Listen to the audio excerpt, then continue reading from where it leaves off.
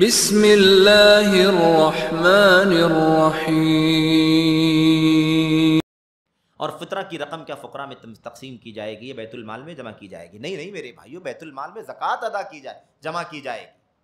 سالانہ زکوٰۃ جو دین اسلام کا ستون ہے نا، وہ اقیموا الصلاۃ وآتوا الزکاۃ، صلاۃ قائم کرو اور زکوٰۃ دو، وہ زکوٰۃ بیت المال میں جمع ہوگی۔ اور بیت المال، چونکہ سوال بھی اس لیے میں بیت المال کہہ رہا ہوں، بیت المال کا جو صحیح تصور ہے وہ کہیں نہیں پایا جاتا یہاں۔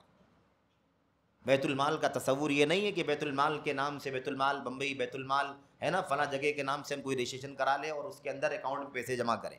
اس کا نام بیت المال نہیں ہے میرے بھائیوں۔ بیت المال ایک نظام ہے جس میں باقاعدہ، ہم نے شروع میں عرض کیا، سال ہا سال زکوٰۃ کی ساری رقمیں جمع ہوتی تھی، سارے سامان جمع ہوتے تھے، اور ہے نا کون کون دینے والے ہیں، کون کون لینے والے ہیں، ان کا پورا سروے ہوتا تھا، اور پورے سال الحمدللہ عاملین اور سعات یعنی جو وصول کرنے والے، جمع کرنے دینے والے ہیں، وہ اپنی ذمہ داریوں میں لگے رہتے تھے۔ ہم جمع کرتے ہیں، ہمارے پاس کون سا سروے ہے؟ کون سا سروے ہے میرے بھائیو؟ سروے نہیں ہوتا۔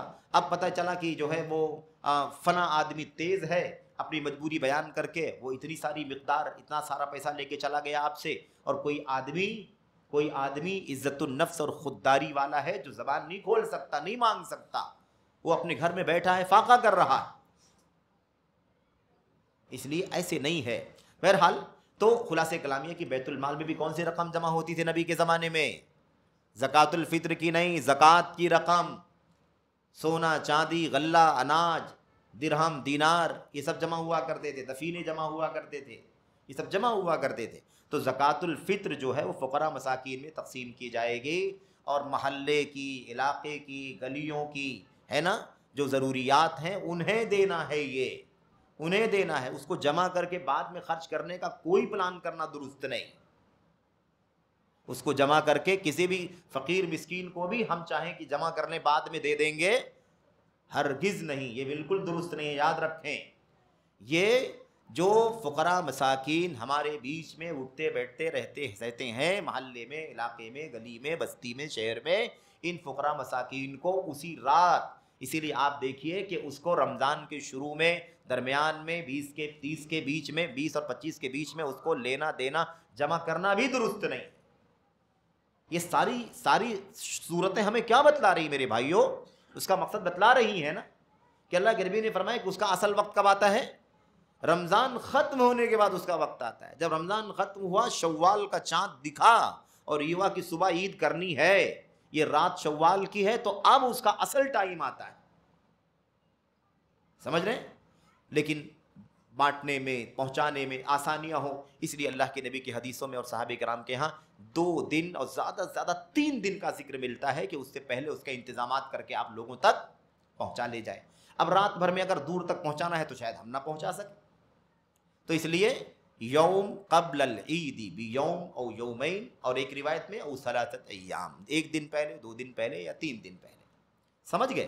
یہ ہونا چاہیے۔ تو یہ باتیں اچھی طرح سے ذہن میں رکھیں میرے بھائیوں کہ فقراء مساکین کے بیچ میں یہ تقسیم ہو جانا چاہیے، اور اناج، کھانے پینے کے سامان، گیہوں، چاول، دال، شکر ہے نا، یہ سب ہونا چاہیے جو اس کو کام آئے، سمجھ رہے ہیں؟ بیت المال میں جمع کیا جائے گا؟ نہیں جمع کیا جائے گا میرے بھائیوں۔ بیت المال میں جمع کرنے کے لیے نہیں زکوٰۃ الفطر، فوراً وہ اسی رات تقسیم ہو جانا چاہیے، مستحقین تک پہنچ جانا چاہیے۔ تو سارے مقاصد یاد رکھو، طہرۃ للصائم من اللغو والرفث وطعمۃ للمساکین۔ زکوٰۃ الفطر کا مقصد کیا ہے؟ طہرۃ للصائم، روزے دار کے روزے میں جو اللغو والرفث، جو اول فول کبھی بات ہم بول جاتے ہیں نا، لغو بات، فضول بات، بیان لا یعنی باتیں کبھی ہماری زبان پر آ جاتی ہیں، رفث یعنی کبھی کوئی بات شہوت وغیرہ کی آ جاتی ہے، بد زبانی کی بات آ جاتی ہے، تو اس سے ہمارا روزہ متاثر ہو جاتا ہے کہ نہیں متاثر ہو جاتا ہے؟ کیونکہ زبان کی حفاظت، آنکھوں کی حفاظت، سب کی حفاظت کرنے کا نام روزہ ہے۔ تو اس میں جو کمی ہو جاتی ہے، اس کو پاک کرنے کے لیے ہے یہ زکوٰۃ الفطر۔ اور دوسرا خاص مقصد کیا ہے؟ وہ طعمۃ للمساکین، مسکینوں کو خوراک فراہم کرنے کے لیے ہے، مسکینوں کو خوراک فراہم کرنے کے لیے ہے۔ تو اسی لیے اس کو دیکھیے، کھانے پینے کے سامان اور عید کی رات کا وقت متعین کیا گیا ہے۔ اب اتنی ساری تاکید کے باوجود بھی ہم اس کو کیش بنا دیں گے دوسرے سامان خرید لے گا آدمی، پھر ہاتھ پھیلائے گا صبح اور اٹھا کر کے بیت المال میں جمع کر دیں گے، تو پتہ نہیں کون فائدہ اٹھائے گا، اور یہ محلے کی مسکین بھوکے پیاسے بھرے پھریں گے ادھر ادھر، ہاتھ پھیلائیں گے. سمجھ رہے ہیں؟ یہ ساری حکمت. اس لیے بیت المال میں جمع کرنا بالکل غلط ہے. اور بعض لوگوں کو ہم نے دیکھا ہے، بعض علاقوں میں، ہمارے ادھر ممرہ وغیرہ میں بھی دیکھا ہے، اور بھی جگہوں پر دیکھا ہے کہ لوگ رمضان شروع ہونے کے ساتھ ہی کاؤنٹر ٹیبل لگا کر کے آن لائن آف لائن وصول کرنا شروع کر دیتے ہیں. اب اس کے وصول کرنے کی جو شکل ہے اسے سمجھ لو اچھی طرح سے. اگر کوئی وکیل بن کر کے یہ ذمہ داری ادا کر رہا ہے، اچھی طرح سمجھ لو، وکیل بن کر کے ذمہ داری ادا کر رہا ہے. آپ کی یہ مسجد ہے، مسجد اہل حدیث، مسجد اقصی اہل حدیث چیتا کے، اگر آپ نے یہ ذمہ داری سمجھ لی اور یہ مسئلے اچھی طرح جان لیے، آپ نے لگا دیا کاؤنٹر، کوئی بات نہیں ہے، آپ کے پاس مستقل اکاؤنٹ ہے اور آپ جانتے ہیں، آپ اعلان لگائیں کہ زکوٰۃ الفطر کی ادائیگی کی رقم یہاں جمع کریں، ہم آپ کی طرف سے وکیل بن کر کے، ذمہ دار بن کر کے اس پوری رقم کا آپ کے ہم سامان خرید لیں گے، دال چاول اناج غلہ جو کچھ ہے خریدیں گے، اور خرید کر کے سنت کے مطابق وہی عید کی رات فقیروں کو، مسکینوں کو لے جا کر کے تقسیم کریں گے.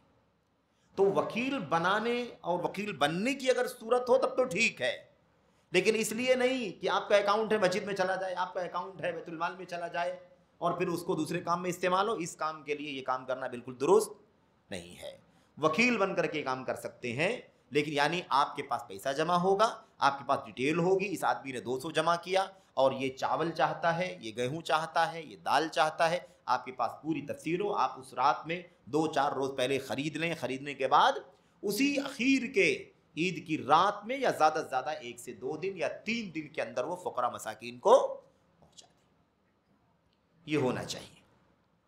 بیت المال میں جمع نہیں کیا جائے گا، یہ بالکل خلاف سنت ہے اور بالکل اس کی کوئی دلیل نہیں ہے، اور سارا مقصد فوت ہو جائے گا اگر اس کو بیت المال میں جمع کیا جائے گا.